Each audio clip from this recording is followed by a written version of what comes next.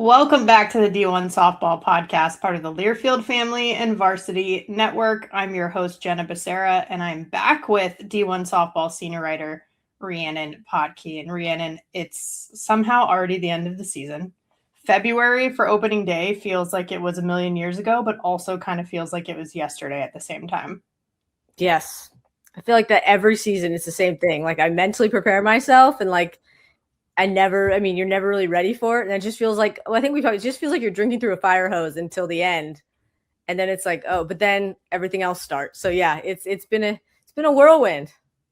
It has. And you're right. It is every single year, but we are ready to kind of wrap up what this college season looked like with you all today. But before we jump in, a quick reminder, if you're on the go and you want to stay connected to live college sports anywhere in the country, download the free Varsity Network app. It's available on Apple and Android. And with the new features this season, it's easier than ever to listen live and keep up with your favorite teams and podcasts. So don't miss a moment.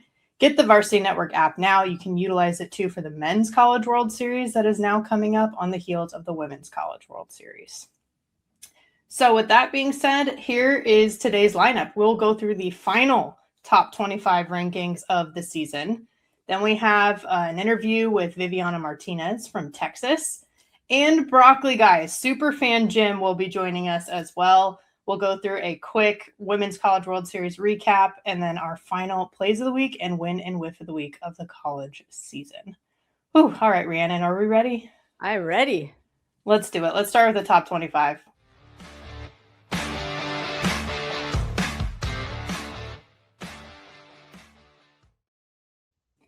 Rankings are always such an interesting topic. It was throughout the entire season, but now we have what the final top 25 actually looks like. So if we take a look at what our poll for D1 softball looks like, it should be no surprise that the national champions, the Texas Longhorns, are at the top. Back-to-back, they were unanimous number one, and then the national runners-up, Texas Tech, finished ranked number two.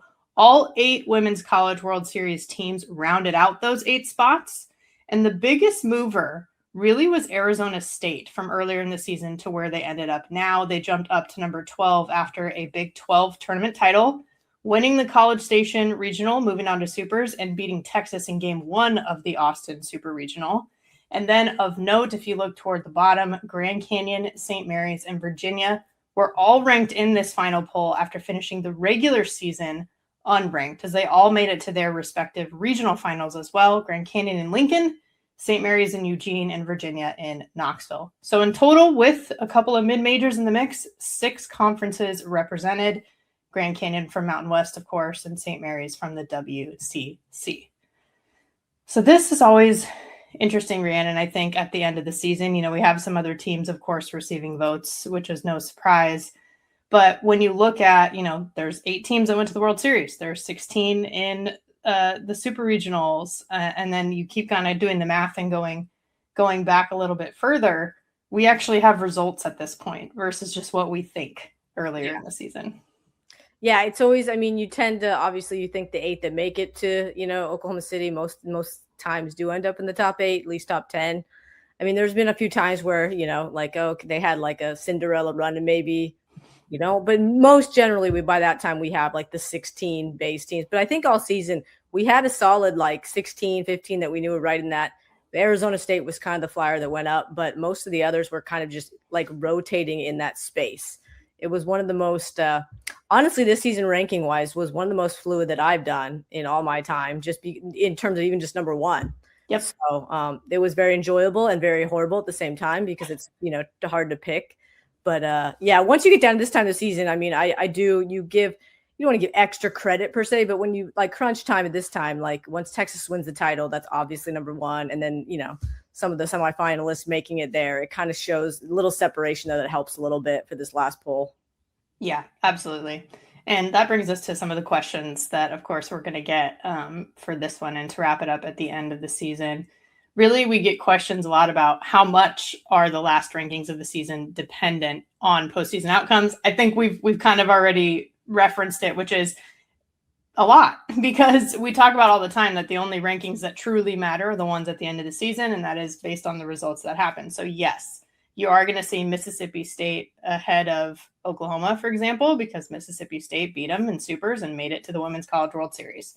Like those types of things where maybe we didn't see that earlier in the season, we've now seen it play out.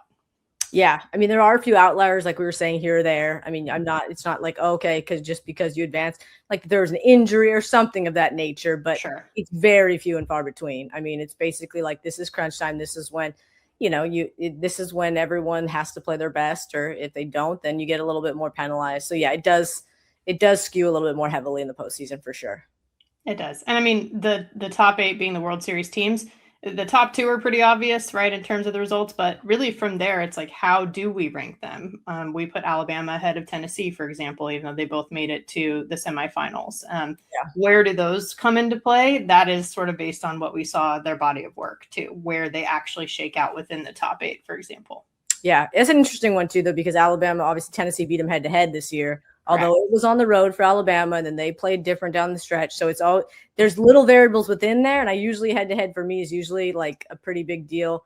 On the road, I give a little bit maybe like, hey, you can – but I think there was enough body of work after that for both teams, and then making it to that stage, like how tough they played. So, again, you could have flipped those just as easily and made an argument either way. Right. And Alabama's the number 1 overall seed in the postseason. So how does that play in? All of those things for sure. And then another question we had is, if we re-ranked after the portal closes, how much would the rankings change? I think it's safe to say that they would certainly change. There are some big time names, of course, that are going in the portal, which barely opened too. It's not like it's closed yet. We don't even know exactly what the final results will be.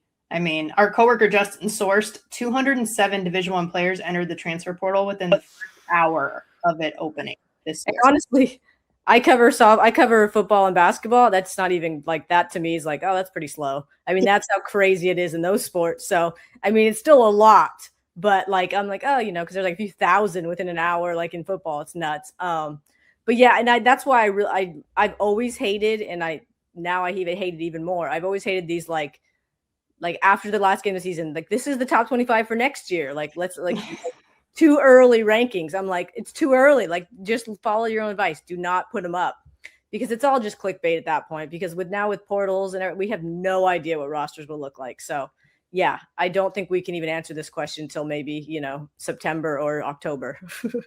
Yeah. So how much would the rankings change? Like, I won't be able to tell you until that time. So the only thing that I feel confident in is that they will change. Sure. It just depends on how much we're going to see that as the portal continues to be open. I think one thing that's interesting too is like we have put together our final rankings. The portal didn't open until after the World Series this year. So that is slightly different. It was open previously during the World Series. So you have a sense for some of the teams that aren't maybe in OKC, like who might be entering in those cases. We didn't have as much of that perspective before we submitted these final rankings this time. So it really truly is based on what happened this season. But I mean, that wouldn't have factored in at all for me. Like, this is the season's rankings. Like, you could have had your whole team leave and been left with no one, and I still would have ranked you in the top 25, like if you were reserving. So yeah, so that portal stuff has nothing to do with our rankings to this point, and won't until the next rankings come out. So yes, this is not the 2027 preseason rankings. These are the final 2026 rankings. Yeah. Whoever has exited your team, you still get credit for this season. So correct. And then a question that we're of course getting is, can Texas three-peat? I mean, if you ask Reese Atwood, which people did, she was like, I think they can three-peat. I think they can four-peat. And of course you're going to say that just from a proud alum perspective, but quite a few are returning. They're obviously losing some key ones, including Reese, Leanne Good, Ashton Maloney, Kaya Altmaier, Citlaly, Gutierrez. They were all key in the World Series, but Teagan, Kavan, Katie Stewart, Caden Henry, Viviana Martinez, who we'll talk to, JC Nichols, Hannah Wells, a lot of them, including the top three hitters in terms of batting average. Yeah, they can absolutely three-peat. And they're going to get some transfers in. They're going to get some big bats, and they're going to replace. If you have Teagan as we've seen how Iron Woman she can be if needed, but they do have more depth behind her, and they probably have some, they'll get probably a portal transfer pitcher and some freshmen that are really high level coming in. They for sure can. I mean, like we said, we don't know the rosters for everyone else yet, but they just based on what they have coming back alone, they'll be in contention. Yeah, I completely agree. And honestly, if Hannah Wells keeps eating ladybugs, they're going to be in a pretty good spot. Good protein source, folks. Come on. It's lucky and it's a good protein source. So hey, if it works, it worked. So yeah, who am I to judge? Keep oh man, doing there's you. countries where eating bugs is just like that's normal. So it's normal. She told me too after they won that, a fan brought her a ladybug and she ate it. And I was like, all right, we are committed to this. Very committed. Yeah. Yeah.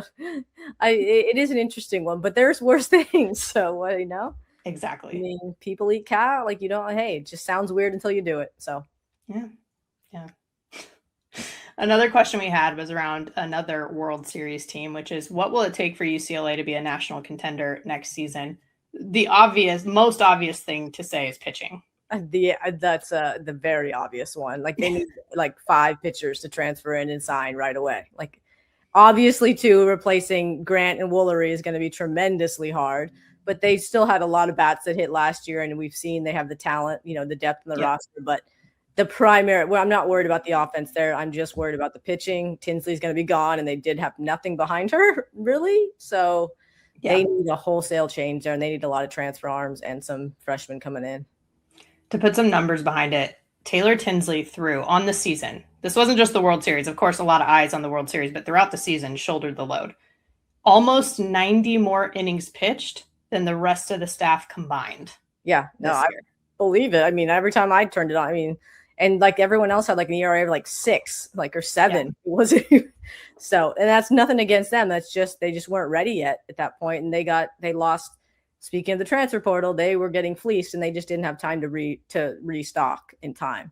So I think they won't make that mistake this year. And it's amazing they got as far as they did with just that. I mean, back in the old days, sure, but now it was very amazing that they did, and thankfully it was Tinsley was amazing, but then the offense obviously helped when she couldn't be, elite shutout all the time. Yes. And you mentioned the Bruin Bombers, of course, but to talk about the rest of the offense, just a few examples. Underclassmen, by the way.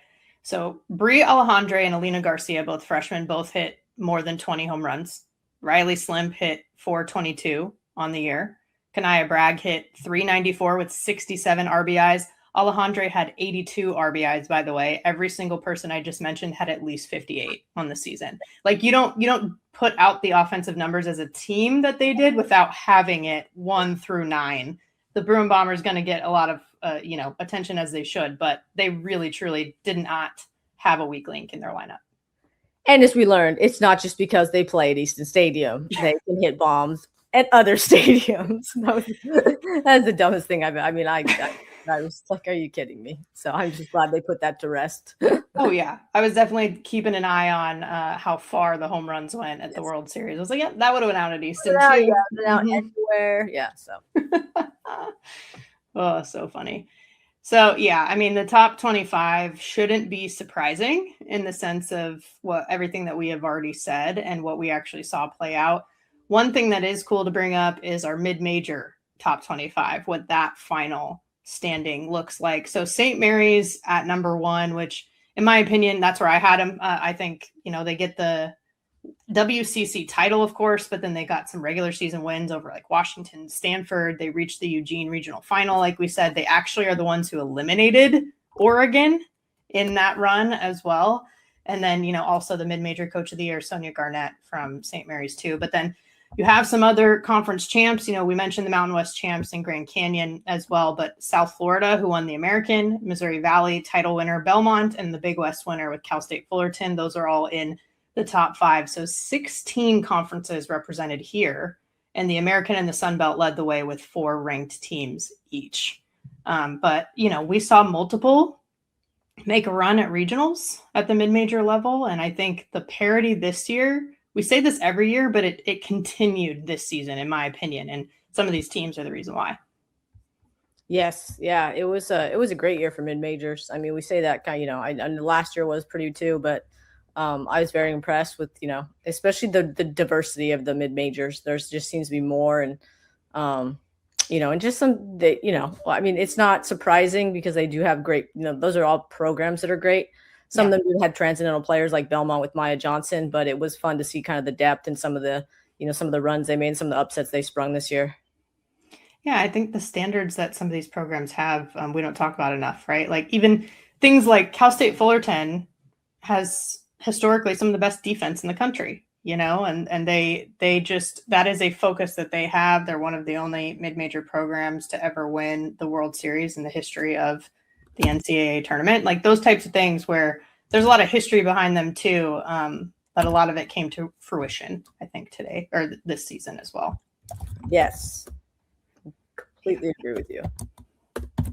Well, the top 25, always a fun topic for us, no matter what. But, the ones who end up at the top, we always like to hear from them too. So let's head into our first guest, which is Viviana Martinez.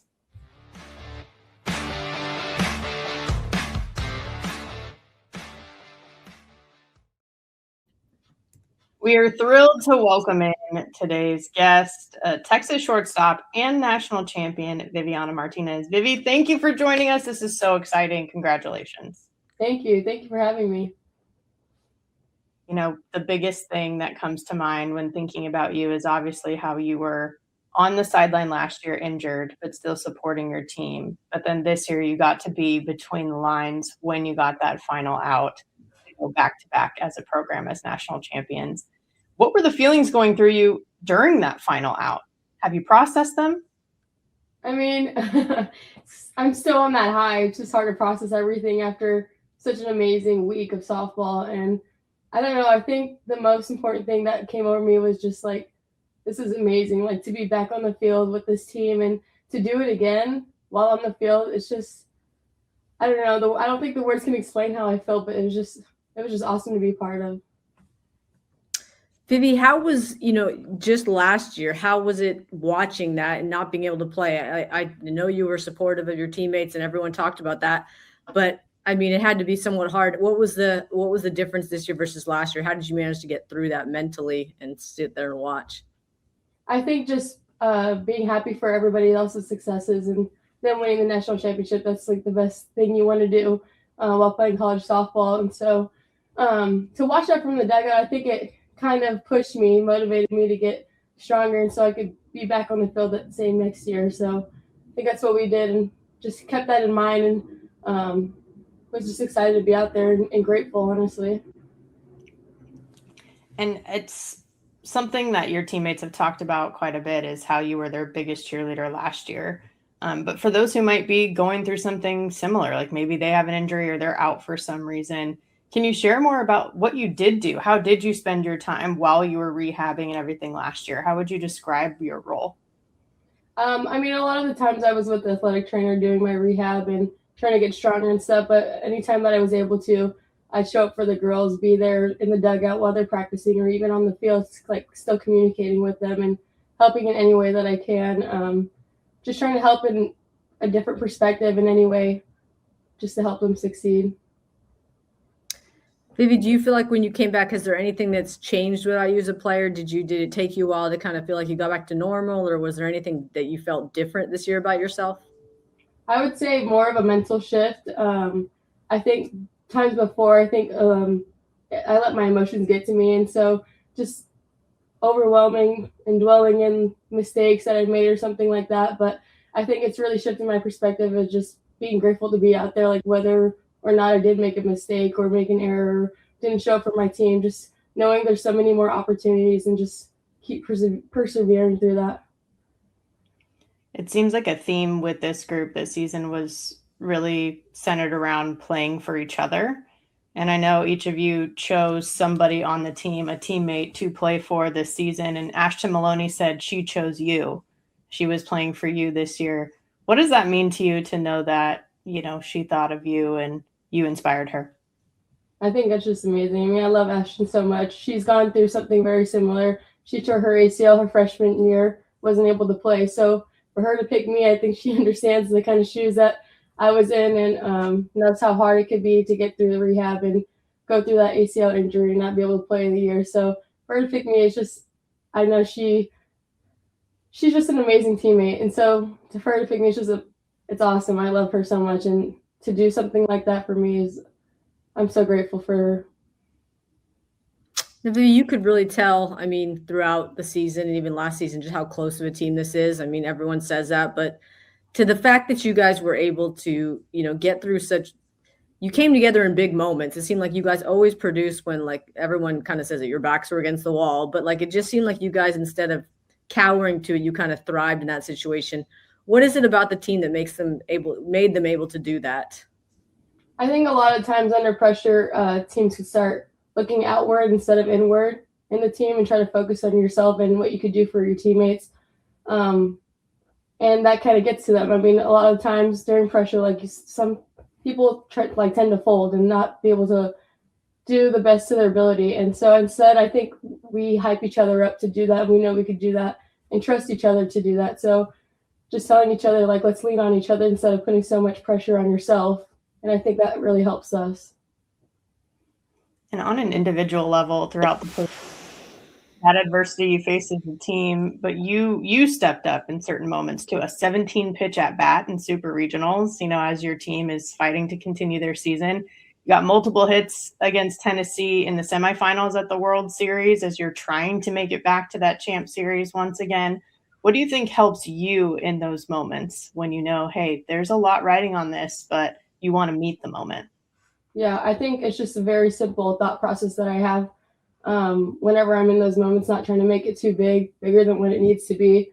I tell these girls all the time, like, it's the same game we played since we were little. So just making it simple in the thought. A lot of times, even like that 17-pitch at bat, I'm thinking I'm going to win this pitch. I'm going to win this pitch.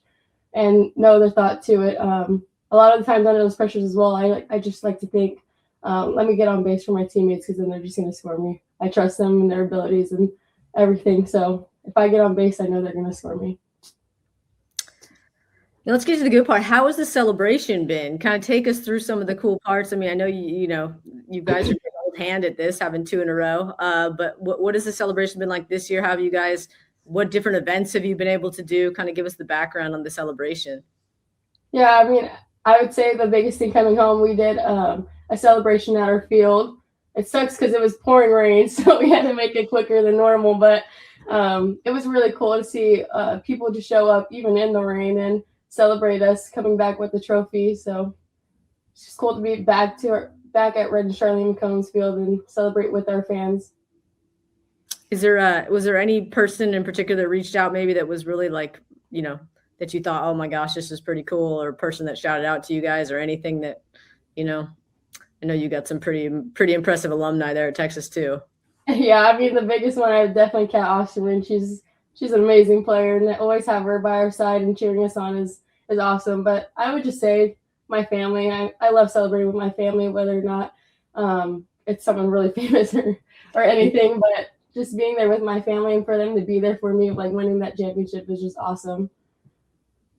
Okay, that's so cool, Vivi, that Rhiannon asked you that question. You could say like, well, Matthew McConaughey was talking about how we won this national championship, but you say Kat, who's a part of this alumni base, and then you say your family. Like, that speaks, I think, a lot to who you are as a person. Yeah, I mean, I grew up very family oriented, so I just love them and always with them, and they're my biggest support system. So how can I not shout them out? Yeah. That's very well done. How many, how big is your family, Viv? What size is it? I have 3 siblings. I mean, a pretty big family. So my older brother lives in Oregon though. And he just had a baby, my niece. She's so cute. And then I have an older sister and a younger brother that still stay at home. So I'll be seeing them very soon. Cool. Well, Rhiannon and I can relate on being an aunt. It's the best. No real responsibility, but all the love and all the great stuff. So you have to be with them throughout the day, and then you return them at night. Sugar them up and then leave.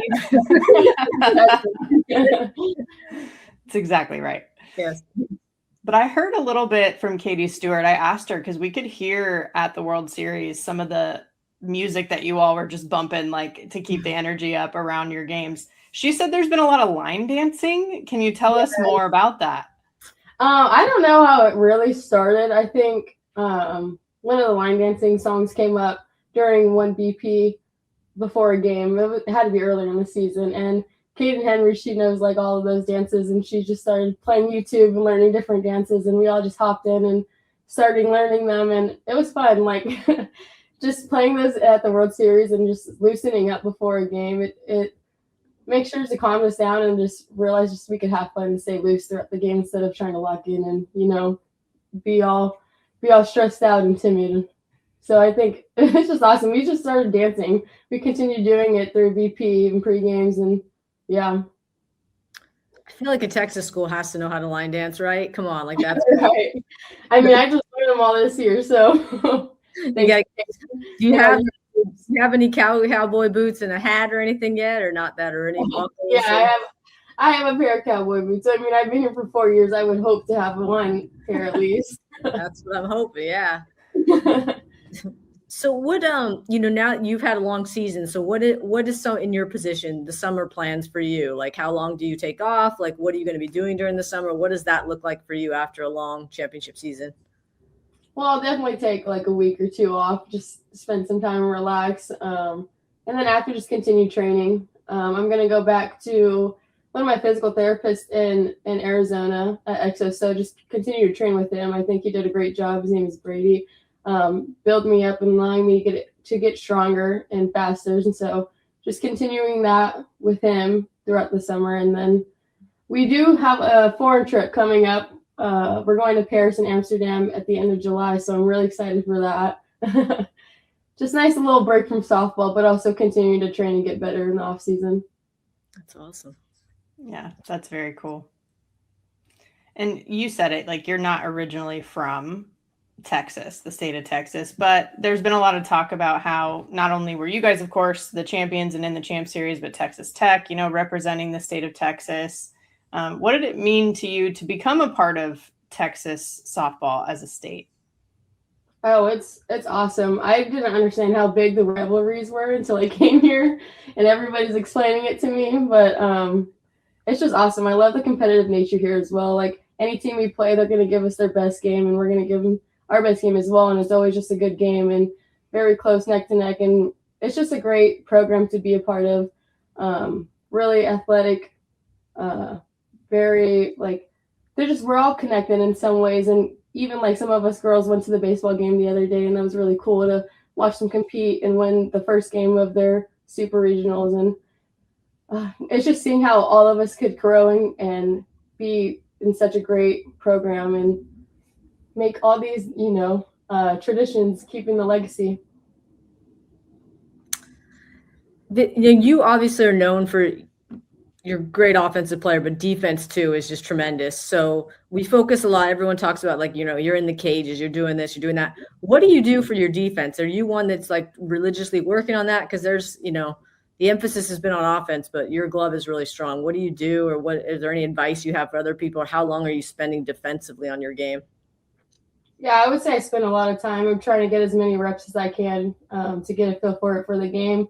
I would say, especially in the fall, that's when I do most of my fielding, and even off season, I'll do some small tennis balls work, throwing against the wall and just doing like short hops or anything like that.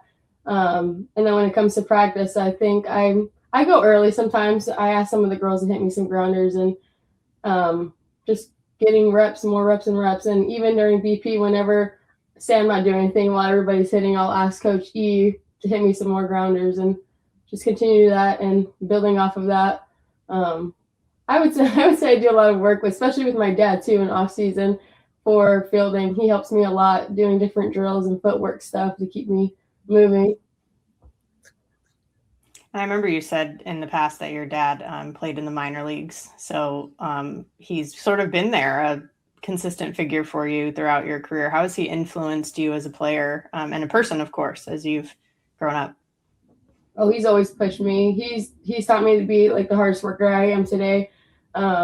Any free time we have at home or whenever he gets off of work, we're going straight to the cages and we're going to go hit some more. And he's going to help me with that. I think his experience has taught me my swing, my defensive skills, all of that. And just to have him as my dad and all the knowledge that he has, it's great. He's taught me so much and throughout my life. And I thank him for it. Honestly, he's put so much work into me, and I just love him for that. And it's amazing to see how all his work has paid off as me growing up and playing college softball. Vivi, who is someone maybe that you, when you were younger, that you really aspired to be, or was there a certain player that you really, followed, or really, thought maybe I'll model my game after this player? Yeah, I definitely loved like Ali Aguilar and Sis Bates in the middle infield at Washington. They were awesome. They have such great footwork and very smooth when it comes to fielding grounders, and so I really looked up to them. They are always making like amazing plays too, so it's just really cool to see how fun that they can have in the infield while also just getting work done. Those are great ones. Those are really good choices. And, the pitchers appreciate that. We know that. And in your case, getting to play behind pitchers like Teagan Kavan, like Citlaly Gutierrez, and how she stepped up throughout the World Series and really throughout the season. What is it like being behind them, knowing that you have each other's backs?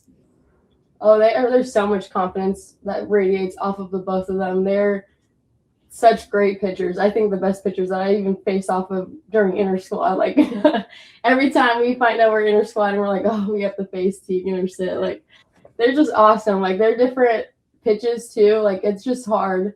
It's hard to hit off of them. I mean, you don't know what's coming. Sit with her drop ball, her off speed curve thing. Like even that's coming, it's still hard to like sit back and drive that thing. And same with Teagan, all her different pitch varieties, the rise ball, drop ball, and the changeup. They're amazing to see them pump it and place their spots. When they're hot, and it's almost impossible to hit off of. You played now in the Big 12 and the SEC. Outside of your own field, what do you feel like is the best environment you played in, or one that you really like enjoyed or felt like the electricity there? I would say besides our field, of course, Alabama's was really cool. I've never played there, and so to feel that environment, I mean, they do say that field gets pretty rowdy, and it sure did, and it was really cool to be in. That's a fair choice. I played a super regional at Alabama, and I would agree, and it's only grown since then, so that makes a lot of sense to me. Yeah. But you said, it's hard to hit off your pitchers. How hard is it to hit off your head coach? Mike White.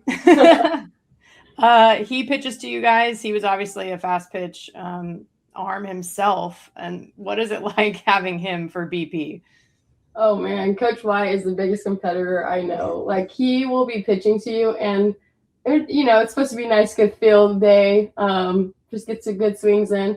No, he's not gonna do that. He's not gonna allow that to happen. He's gonna want to keep pumping it, and he'll talk crap to you too in the middle of it. He don't care. He just wants to strike people out. But honestly, it's still amazing to have him and have those different like pitches that he could throw, like his rise ball or his changeup's pretty dirty. Just to work on that and get that game feel like whenever we know who we're facing, he does a really good job of being similar to them and making sure we get those reps in. So it's really cool, but it kind of sucks sometimes when you do want to have that feel good day. But so grateful to have him pitch to us. Now you've been, Mike, he has a lot of stories of his own. Is there anything that jumps out in terms of like stories he's told you guys about his own playing days or just even coaching days, where any funny stories or things that he talks about a lot? It's not directly from Coach White, but Coach E, actually, when he faced Coach White for the tryouts, the USA tryouts, and he tells us those stories all the time, and it's so funny how them two, they didn't even get along during that time. They were so competitive towards each other, and to see Coach, or to hear Coach E talk about his at bat off Coach White, it sounds very like correct. Like that's how Coach White would be acting, talking crap as he pitches to him as well.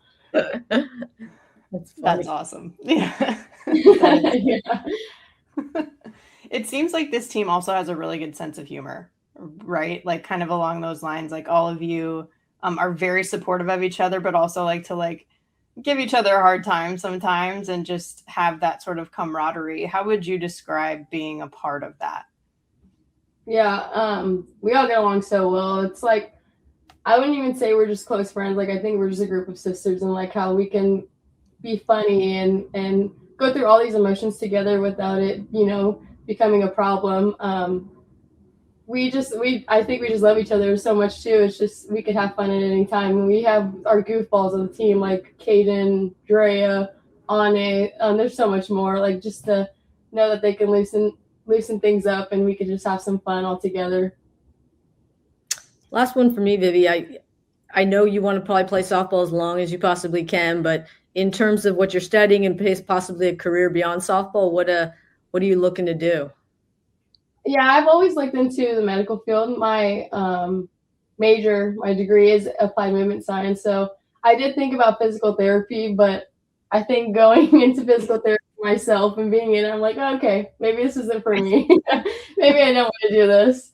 But I did always look into the medical field and talked about nursing for a little bit. My cousin is a postpartum nurse, and so I talked about it with her and different ways I can go about it. And she brought up sonography, like ultrasound tech, and I just think that's something really cool to look into. So, I mean, I don't have a set in stone plan or anything, but definitely just continue to looking through that.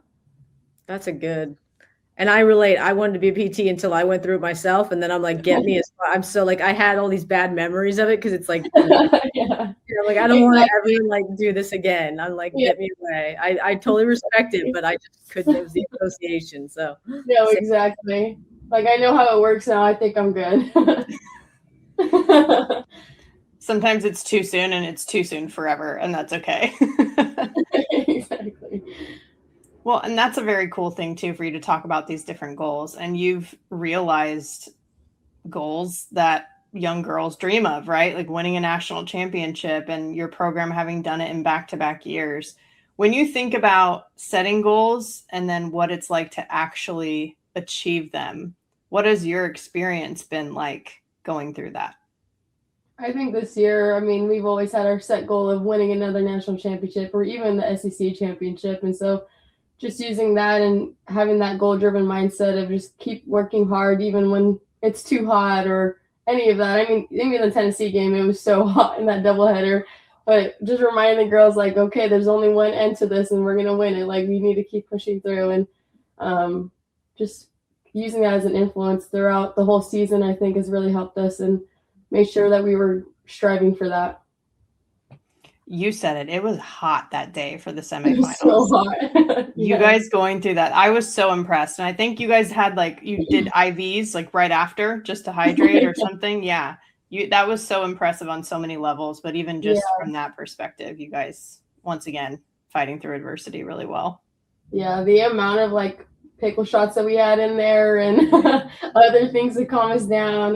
We were holding ice cubes in our palms to cool us down too, making sure all of that. We had all the stuff to keep us hydrated. As you should. As you should. I mean, that's when you lose game one in the World Series, come all the way back and win it, it all becomes just those fun memories. But at the time, it was some stuff to get through, and you guys were very impressive. Yes, thank you. Well, thank you for joining us, Vivi. This was awesome to have you. Congratulations once again, and hope all goes well this summer and already thinking about watching you next year. Thank you. Thank you, guys. Thanks for having me.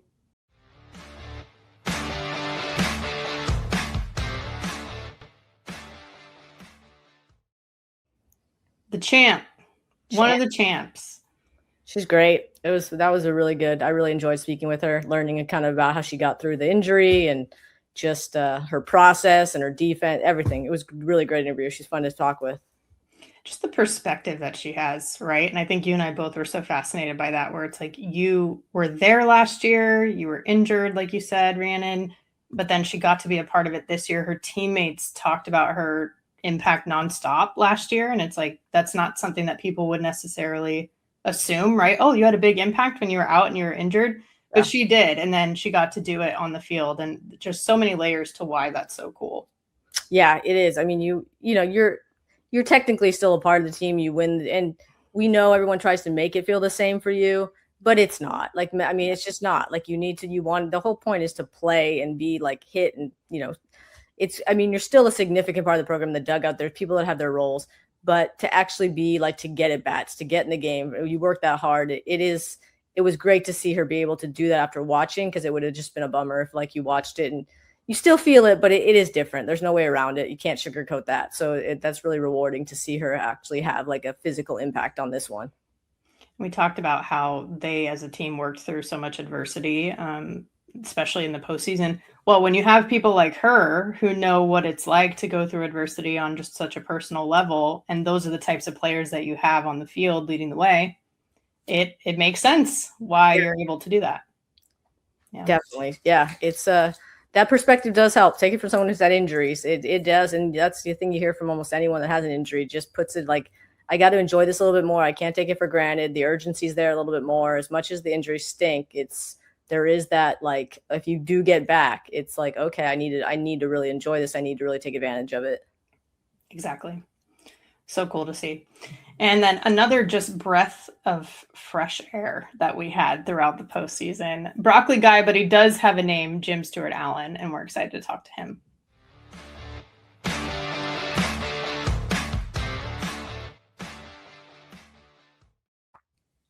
We have another very special guest today. He's known as Broccoli Guy, but his name is Jim Stewart Allen. We're so happy to have you here on the D1 Softball Podcast. I'm so happy to be here. This is great. Yeah.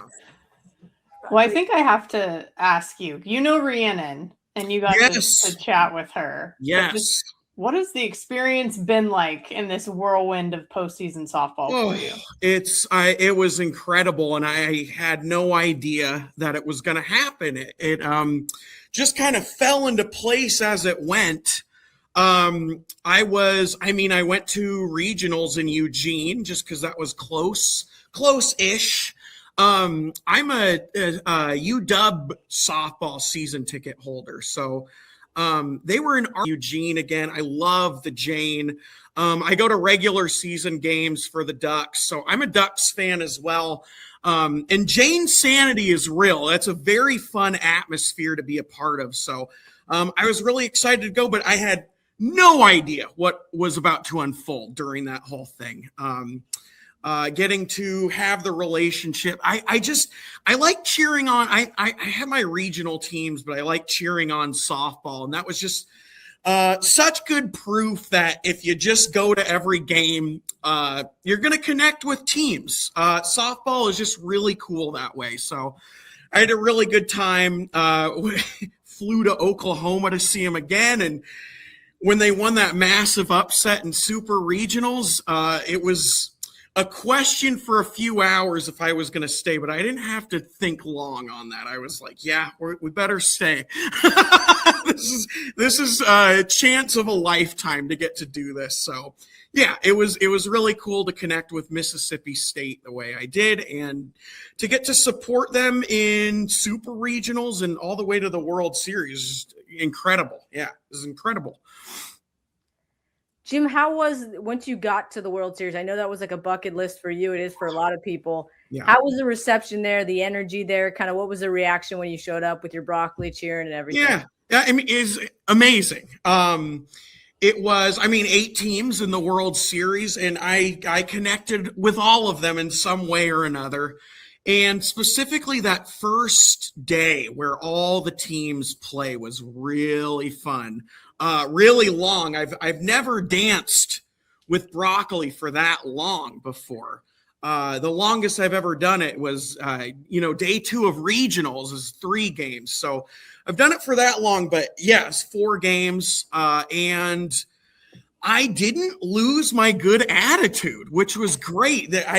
There were times, because that 4th game did go into extra innings, of course, right? Like, of course, the 4th game always goes into extra innings. But I was just so happy to be there the whole time, interact with fans. Of course, Mississippi State fans, but every team's fans came up to say hi and to take pictures with me, and it was great. It was super cool to connect with softball fans in general. I've only been cheering on softball for 3 years, which is an amount of time, but a very brief amount of time in the grand scheme of everything. So to get to connect with different teams and to be validated that broccoli energy works with softball, which I've always from the first minute of supporting softball, when I started checking out my alma mater, which is Western Washington University. They have an amazing D2 team.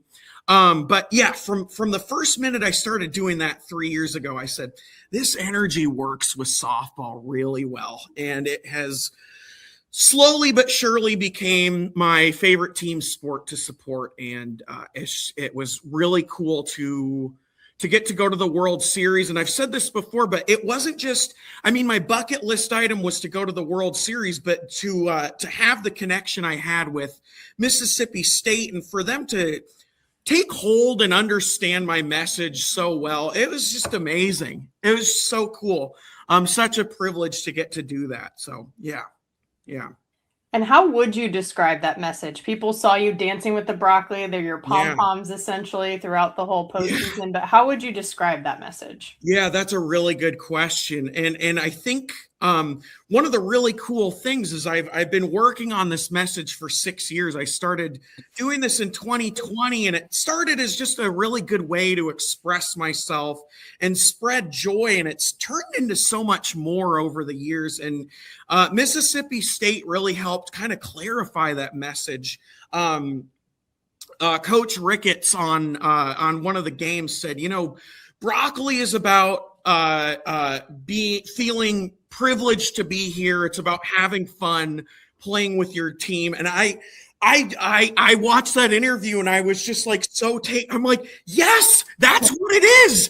And yeah, Mississippi State again helped, as I go into softball more, and AUSL just started today. I have season tickets to the Cascade, but this experience really did help.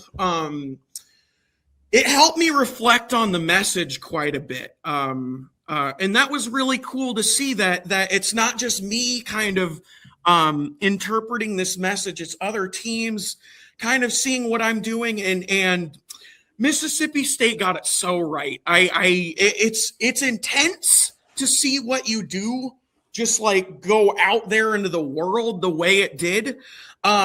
But at the same time, I never felt like my message was misrepresented or out of my control. They always consistently did a good job representing that. And so it was really cool. It was a huge privilege to have a team understand it the way they did. Yeah.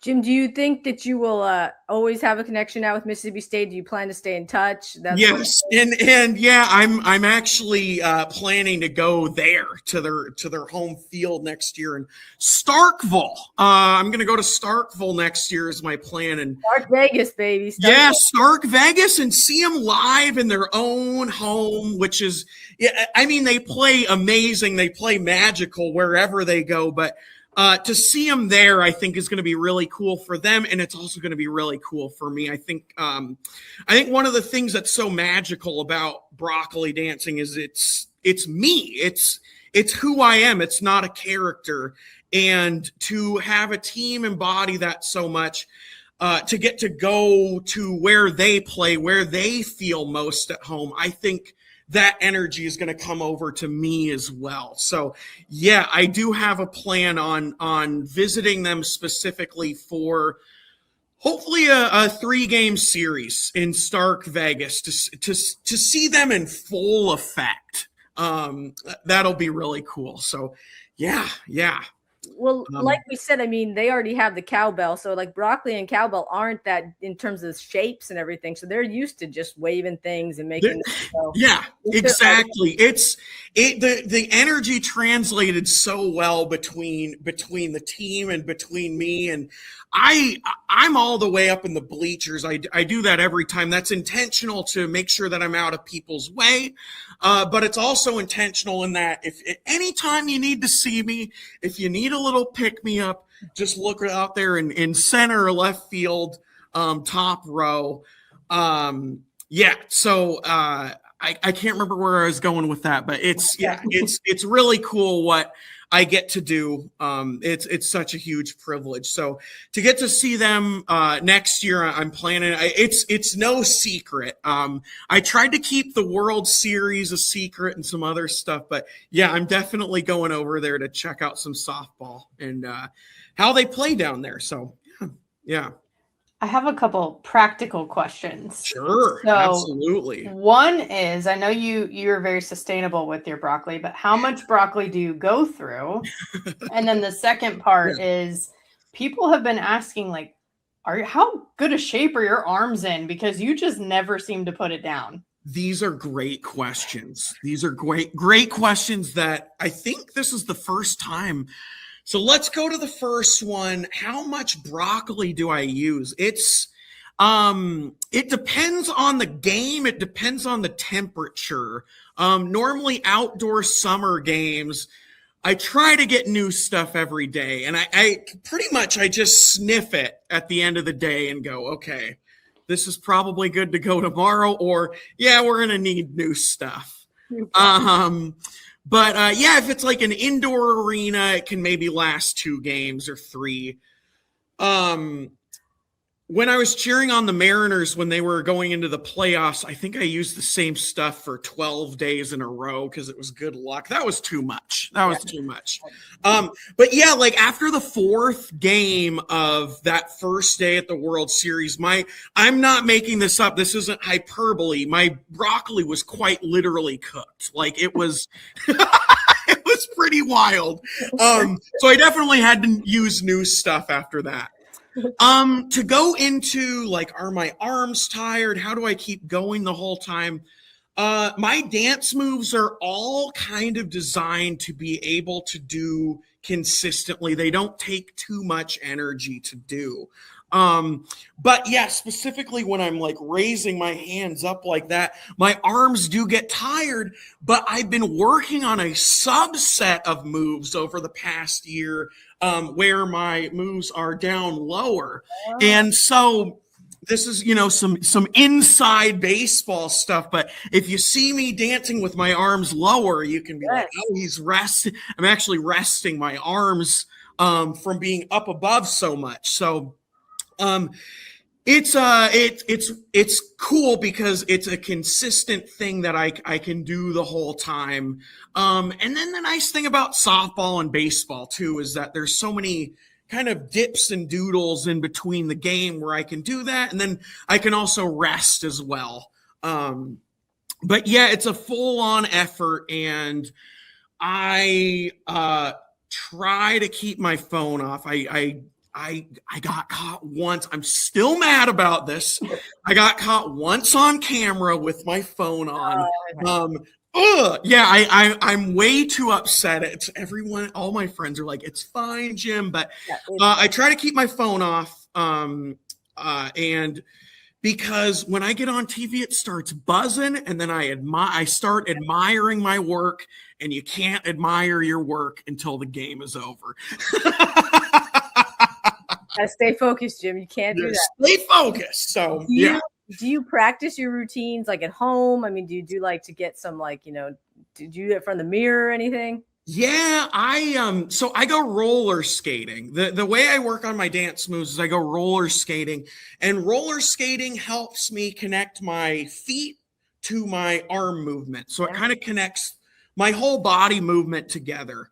Helps me create quite a few new moves, because when you're roller skating, or at least for me, I focus on rolling to the beat. And then as I'm rolling to the beat, I'm also doing stuff with my hands, and a lot of new moves come from that. And then the other thing I do is I play Dance Dance Revolution. Ever heard of that game? That arcade game with the foot pads. Yes. I play Dance Dance Revolution, and I play on easy. I play easy or medium, so there's not a lot of input, so I don't have to focus, because usually people who are good at Dance Dance Revolution are good at like doing a lot of steps all at once. But I focus on keeping the steps very light. But kind of like roller skating, they're there to kind of keep my rhythm going and to help me focus on what can my arms be doing to this rhythm as well. Some interesting techniques, but I'm always working on new moves, and specifically the arms down for this season was a big progression in my dance moves, which is really cool. And then I've taken ballet. I took a year of ballet. So I do take my moves very seriously. And when I go to the World Series next year, I do hope that, and I do plan on when people see me again going, oh, yeah, these are upgraded a little bit. These moves are upgraded quite a bit. But yeah, I'm always working on them, and I'm specifically the moves with. I know I keep talking about the moves with my hands down, but that really helped. That really helped my stamina. So yeah.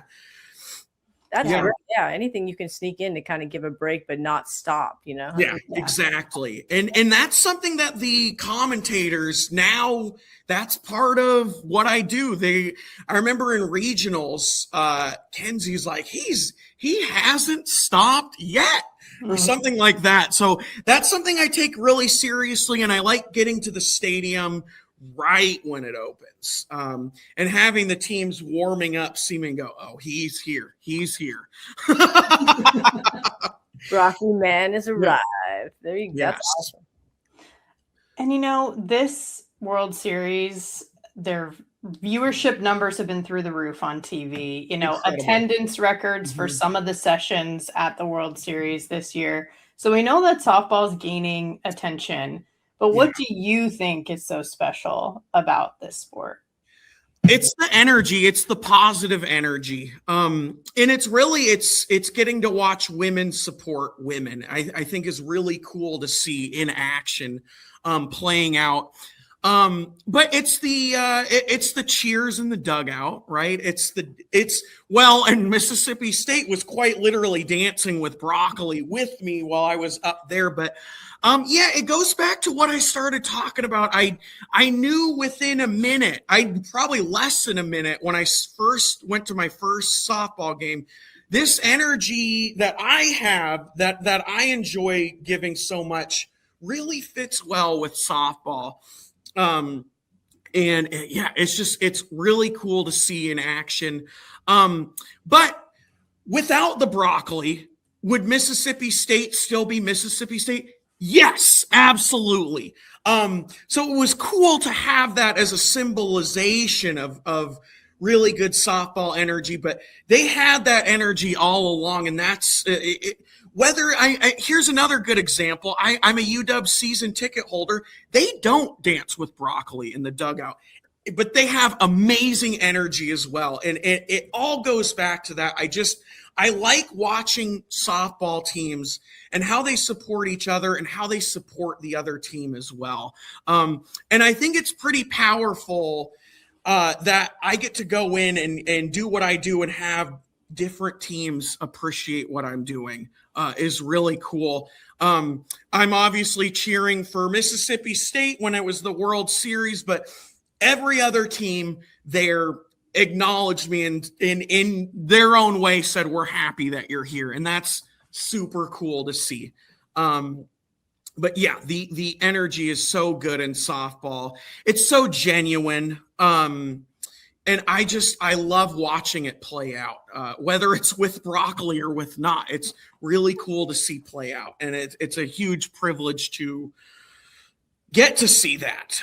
It helps my craft so much to see that. What makes you a good supporter of a team? I get a lot from softball from that. So, yeah. Jim, I've got one last question for you. Yeah. We talked about sustainability. We talked about you usually just go to, like the local supermarket to buy your broccoli. It's not. Do you ever thought about like planting your own broccoli and just saving money that way or anything? Yes, I would love. I would love for people to see me in the crowd and go, yeah, he's a broccoli farmer. I just think that would add so much to the aura, but it would, going back to it, it would be a garden to farm to table, garden to hand experience. That would really up the sustainability quite a bit. And it would create a connection to broccoli in a different way that I've always had, because I eat my broccoli. I wash it thoroughly after games. If it's too far gone, I'll put it back into the soil. But I do have a very big connection to broccoli and to making sure that it is honored in the right way once I'm done dancing with it. And so, having my own broccoli farm, that would just add so much to the story and to everything I do. So I've definitely thought about that before. Yes. I know. As we've discussed, we need Big Broccoli to get you like as I can't believe they're missing out on this. And I sent emails. I sent emails to various farmers associations trying to get them to comment for your story, and I didn't hear back. But I'm thinking they're missing out on like you have the perfect symbolism of like farm to table, farm to softball game. Yeah. Like Jim's out there supporting the ag culture. What was the last thing? What was what your friend said? You have to tell this line, like you told me about the land grant schools. Yes. Yeah. We were talking about, because I'm at Washington State University. I really like their football team. Their energy works with me because they're an Aggie school. And my friend who graduated from Washington State University, we were reflecting back and forth like, oh, Mississippi State is kind of, they're an Aggie school. And he goes, yeah, Aggie schools like guys that wave crops around. Yeah, I love that. So yes, that was fun. Yeah, there's the connection there with very Mississippi smart State. friend. Yeah. Waving those crops around everywhere. Well, parents everywhere should be thanking you for making broccoli cool for their kids too. Well, and that's, I'm a teacher, and that's the other thing is it's a really cool deal to get to wave broccoli around on national TV, but it goes back to I eat it afterwards. I make it into a smoothie, and that's really important for a number of reasons. And one of them is I eat my broccoli. You should I think it's really cool to find your own way to eat healthy. And I always had a problem with that as a kid, being a picky eater. And so to get to be a healthy eating role model in this way is a big deal to me. So, yeah. Team Broccoli, Jim and I. Broccoli. Yep. There you go. Team Broccoli. Yeah. Well, Jim, your energy is infectious. We saw that throughout the postseason. We're feeling it now. We can't wait to see and continue to have you be a part of the softball community. Thank you. Thank you. It really, I don't take it for granted. It really means a lot that I get to do what I do, and I do it for softball. I really do it for softball. And it's so cool because that's what really gives me that energy as well, is like, I'm here for softball. And so I can do this for 13 hours. It's worth it. Yeah. Go softball. Go softball. Go softball. Woo-hoo. Woo.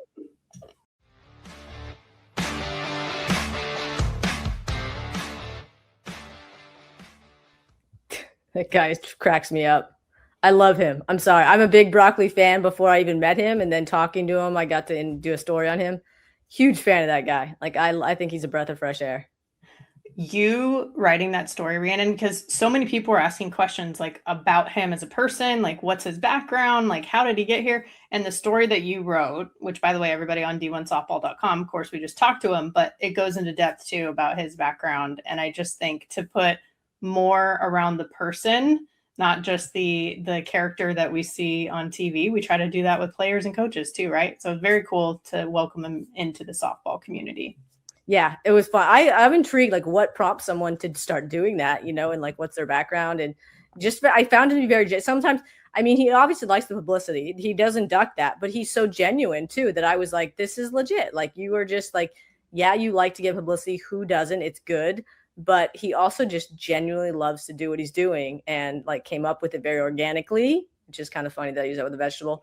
Nice, but nice. I just love like he like it, and even some of his quotes in the story were hilarious. Like softball just leads itself to vegetable dancing, and I'm like that. I'm just like, where else but college sports would you hear, or like sports in general, these kind of like words connected? Like that's one of those, like, okay, if you said this in society, people would go, what are you talking about? Like he kind of like had an existential crisis too, like, why am I doing this, like where should, and so he found softball. Yeah, I would suggest checking it out. He's a crack up, and I'm so glad we got him on the pod. He truly is, just what he brought to Mississippi State too, as in particular, like what a cool and completely unpredictable thing to have happen for us. But this is why we love sports. Yeah, that's what I mean. College in particular, that's why I like sport. Like there's just some random stuff in college that happens more than in pros. But obviously he does some of it for the Mariners, so he does a little pro stuff. But this is a uniquely college type thing. Like this is like a sickos committee. If anyone's like really in deep with this like stuff, it's just that's what makes it just so fun. Like it's just this type of stuff. Yeah, completely agree. And we do have our final plays of the week from what we actually witnessed on the softball field. So many great moments, but we picked some.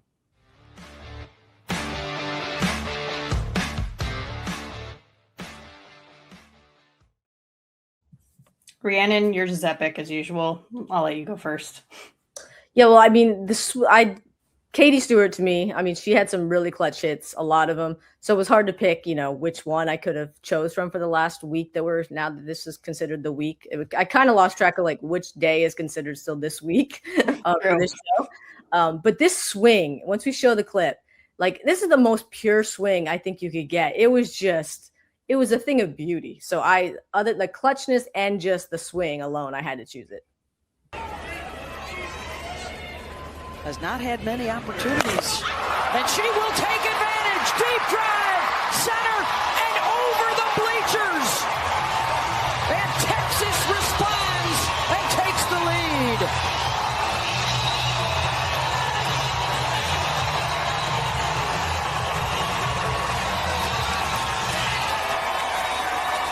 So what happens when you pitch to Katie Stewart? Why would you not want to pitch to Katie Stewart? Because of this reason. Cookie Monster. She gets a cookie down the middle part of the plate. She makes Caitlin Terry pay. I mean, this is middle. A beautiful job. She flips that back down. Such a powerful hitter. So simple, so strong. A no doubter. It's a 69-mile. Just cinema. Yeah. Like a team for how to swing. Like, I mean, if you were to show a kid, like, this is a beautiful swing and like just the extension, everything, and then just to put them on top in the game to get that momentum going after Texas Tech to the early lead. So for many reasons, that was my play of the week. But I could watch that highlight. It was just no doubter, but it was just right off the bat. It's one of those you can hear, you can see everything. Just knew it was gone. And she became the first ever to hit a home run in 4 straight World Series games. We got a glimpse into how and why she did that. So I mentioned I was paying attention to the distance for some home runs. 263 feet with an exit velocity of 80.8 miles per hour. That is absolutely insane. That's wild. Insane. And she also, by the way, 4th in the nation in home runs. Obviously, we talked a lot about Megan Grant, Jordan Woolery, and then Kendall Wells, too, in that conversation. But she had 31 on the year, and that was only 4. Those 4 were the only ones to hit at least 30 this season. So you got to give her flowers. One thing I will also say, too, after the game, one of her teammates just in the tunnel, when we were doing interviews afterwards said, "Hey, where was that pitch?" And Katie goes, "I don't know, somewhere down the middle."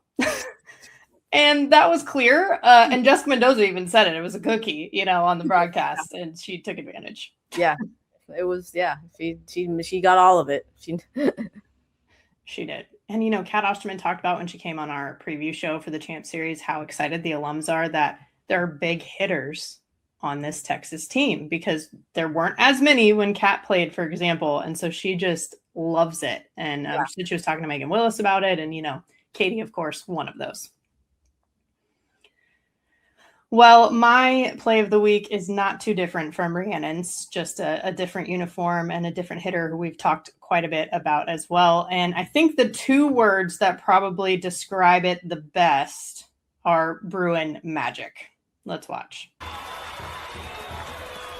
Woolery smiles, maybe wondering if she missed the opportune moment. Fly ball to center. Jordan Woolery does it again!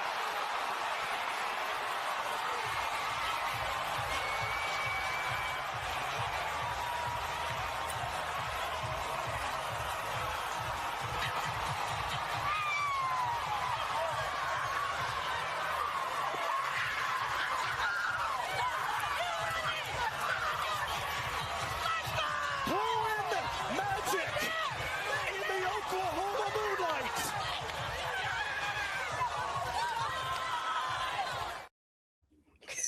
That was crazy. So many things about it. Her bat flipping too, which you could see in different angles afterwards. Just not something that UCLA typically does, but she was just so fired up in that moment, down to your last out, keeping your team in the game, in the season. It was a very Jordan Woolery moment, though. I swear, I turned to our team, Rhiannon, in the press box. I was like, if anyone's made for Bruin Magic, it's this woman right here, because she's had so many moments like that throughout her career. Even last year in Supers at South Carolina, she had a similar moment, so it was just electric to watch it. Yeah, and just the smile. I mean, I love that. Like, she was just like, I mean, I love seeing that. Like, it's like, hey, I mean, just give me the pressure, give me this moment. Like, you rarely see, there's only the select few can have that kind of, mentality going to the plate and not just be like, hey, I'm joking around. Like, they're like, literally like, this is what I love. This is it. Like, I thrive on this moment, and just pull it off is amazing.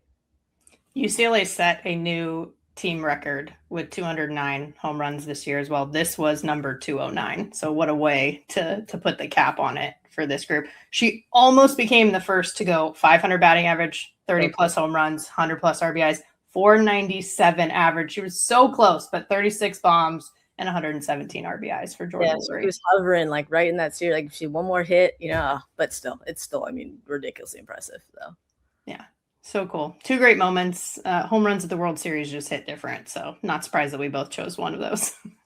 Yes. And plenty of wins to have chosen from, literal, metaphorical, moral, all of them. But we do have our official win and whiff of the week too.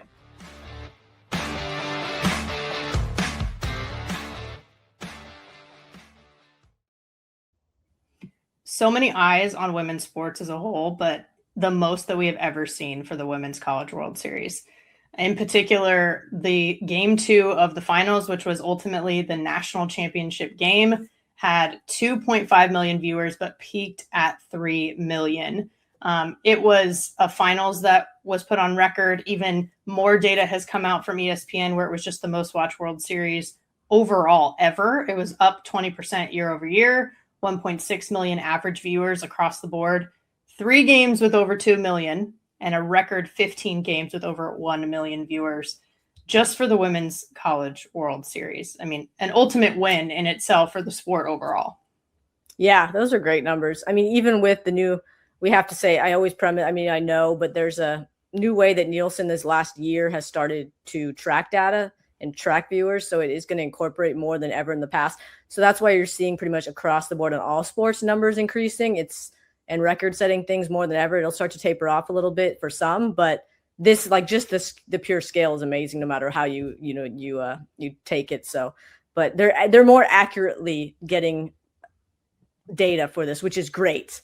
So yeah, I'm glad to see it going up, because if it was less, it would be really, I mean, that would be worse. But like, this is great, and this is kind of what everyone expected these numbers to look like. So now that they're accurately being able to portray it, on top of the fact that it's increasing every year and people are coming more to it.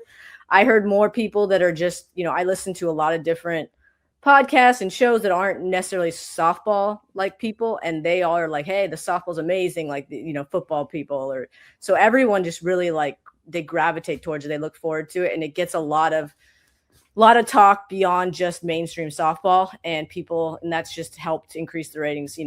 Perfect, like, just it's a perfect time of year for it. It really has, like, the time where people's eyeballs can get on it, so it's not surprising. And then, I mean, let's face it, these are great games. So you're going to watch compelling stuff. Like, we just saw 2 highlights that are amazing to watch. So it's ESPN. They do a great job putting it on, but the players and the teams really performing puts it over the top. 100%. I mean, Teagan Kavan being the first back-to-back most outstanding player, her World Series ERA 1.47, her overall in the season 2.33. Like, you just see gamers step up. You mentioned the highlights we already watched. There's players like her stepping up. We find out Jordy Fromm was competing while pregnant. So apparently there were 10 on the field for Nebraska, and maybe she's a co-national player of the year for USA softball. I mean, however you want to slice it, but so many huge moments that people wanted to tune in for, and they were rewarded. Yeah. And softball has great personalities, which helps. Like, they're very media friendly. They are fun. It's like, you don't get depressed watching. It's not slow. It's very it has every element required to kind of just draw every type of viewer in. So, it's great. So people can't, they don't feel like they can do what these players do, which is huge, because a lot of people think, like, on basketball, I can shoot, but like, you can't hit a pitch like that. So it has all the elements needed to, and it's a really fun sport. So I give the coaches and players a lot of credit too, because they lean into it and they make sure that they're, they have personalities, they have stories behind it, because that that draws in some of the people that aren't necessarily like hardcore sports fans. And I think that's what we're seeing too, is people are like, this is fun. I like this. This makes me happy. I'm going to watch. Yes. And the crossover. I mean, Megan Grant, for example, the women's basketball team that she was a part of and participated in winning the national championship. And she's trying to win one with the softball team but doesn't do that, but still gets her 91st career home run to break the UCLA record held by Stacey Newman for so long. Like, there's crossover there too among the women's sports where fans can tune in, and it probably brings in more eyes in that sense too. And I think that's a really cool thing too, when they both kind of converge. For sure. Yeah. On a less happy note, we do have our whiff of the week, and it was without a doubt just the broadcast going out, in the middle of the softball game that we were all trying to tune into, because the whiff itself is literally just missing the game. We talked about how fantastic the softball was. The game kept going. We didn't get to see some of the softball being played, at least people who were trying to tune in on TV. So Saturday's games, which was the second round of the winners bracket, they were televised on ABC as well, which is a big opportunity for visibility for our sport. We're talking about ratings. Broadcast went out in the middle of the Tennessee-Texas Tech game due to power going out at ESPN's production truck. So this is what it looked like if you were watching, which Rhiannon struck out 13 times all year. Well, and the interesting part about KT is that she said she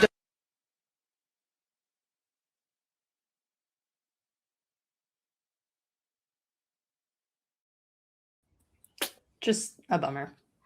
I have to say, like, they tried to do a good job, but like, it just, like, the problem, they didn't explain it well at first. I'm not absolving. I mean, it's hard. Like, it's not something you plan for. Their truck went out, but like, there was very little information given on like what's going on. It took a while. Then they finally did. And then thank God Holly Rowe just started streaming live on Instagram. So at least we got to see it. But the good part is, though, that the best parts of the game were later in the innings. So the best part was shown. Like, there wasn't any runs scored that we missed when it was going on. So I have to say, like, if you had to miss a part, like, it was better that part than the ending part. And also there was a lot of like video review stuff needed at the last final innings, which wouldn't have been available if it had been that point. So if you had to pick a part to do it badly, it was the right part to do it, but you wish it wouldn't have happened at all. But, kudos to the people, like, the court, Danielle, Lori, Madison Shipman, and Courtney. They were all like, they filled in a little bit and did a good job. So they really tried to bring it back and keep it, but it was just tough with only like one camera. So thank God you guys were there and got to see it in person, because it was tough. But yeah, you're so right. Studio crew stepped up. Holly stepped up. This is what it looked like when she stepped up. Softball. You see Nigeri Kennedy right now coming back in from the dugout. Jerry Glasgow told me that they will use both pitchers today, and that when this game started, Nigeri Kennedy would be completely warm and ready to go at a moment's notice. So all hands on deck, really, for both teams here today. The winner today will be one win away from the championship series, so huge matchup here today. You see this young man coming in right here? He is the bullpen catcher for Texas Tech. That's Charlie. I want to give him a shout out because he is working so hard. I see him every single game, catching every single bullpen, giving up one single. One of the hardest working sideline reporters in sports right there, trying to bring it to us, as you mentioned, and all the women who worked through it, because Beth Mowens, Jessica Mendoza, Michelle Smith in the booth, all sharing a stick mic to call the game as things gradually came back online, just trying to make the most of it to get everybody as much as possible. So a lot of kudos to all of them. Kudos. And like I said, Courtney Lyle and the crew over there doing it when they were, they had like this other angle. It was all hands on deck. So, but yeah, but also I think I tweeted, it shows, like, even I had to be like, okay, calm down. Like, this is first world problems. Like, I'm one of those people that's bitching about like the fact that we even have it. I mean, technology is going to break. Like, I can't like fault anyone. It happens. So like, as much as I was like, at the time, I'm like, all right, let's have some perspective. Like, I couldn't even watch softball anywhere. Like when I was a kid, anywhere like you had. So it's just, we have to kind of take it all in like stride. Like, stuff's going to break. Things are out of our control. So as much as it stunk, it's going to happen occasionally. And it's not anyone's fault. So Yeah. When the power did come back on, because everything was all right in the stadium, but then the sprinklers came on in right field at one point. Like, things happen. It's fine. Just add a story down the line, like just tell that story. Exactly. I think just overall, in terms of like my final thought on the World Series, to me, one of the things that stood out is that experience breeds confidence across the board. But when we see like Texas, to me, was so loose and confident out there in the Champ Series, the way that OU was when they used to face Texas, prior to Texas getting the national championship last year, Texas was a little tight. OU seemed really comfortable. It was flipped. Texas was comfortable and Texas Tech was a little bit tight. And I think the experience, and when you accomplish something, then it gives you that confidence to continue on and accomplish even more. And I feel like we saw that just from this World Series at the end of the day. Yeah, and I think, as much as we talked about offense and stuff too, and that did come into play, most of the teams that were there had great pitching too when they got there. Like they had some of them had, obviously both in really strong doses, but all of them had at least one or two aces that were really strong. And I think as far as all we talked about offense all year, and it did, it was a huge factor. Pitching is still what's going to get you, the farthest. You're not just going to out-hit people the whole time. So I think that was interesting. We saw the teams with most of the top pitchers make it. The ones that, had struggles with pitching this year, kind of it came to fruition in some of the supers and the regionals and everything. Yeah, some of the best arms in the game were all in Oklahoma City. Yeah. We did see a home run record in the World Series with 40 home runs, but we also saw extra inning games and things going down to the wire, pitchers duels. So totally agree with that.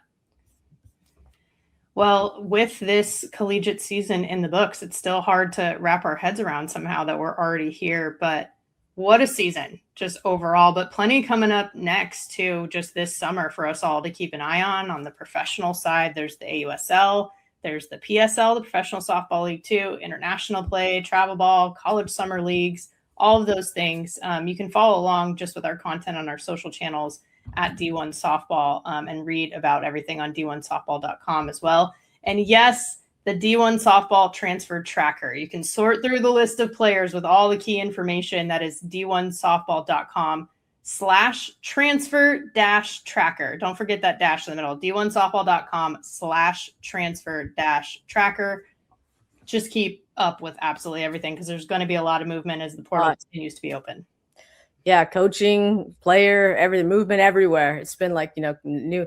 You're going to see, I think, some other coaching hires coming, coaching fires coming soon now that the season's over.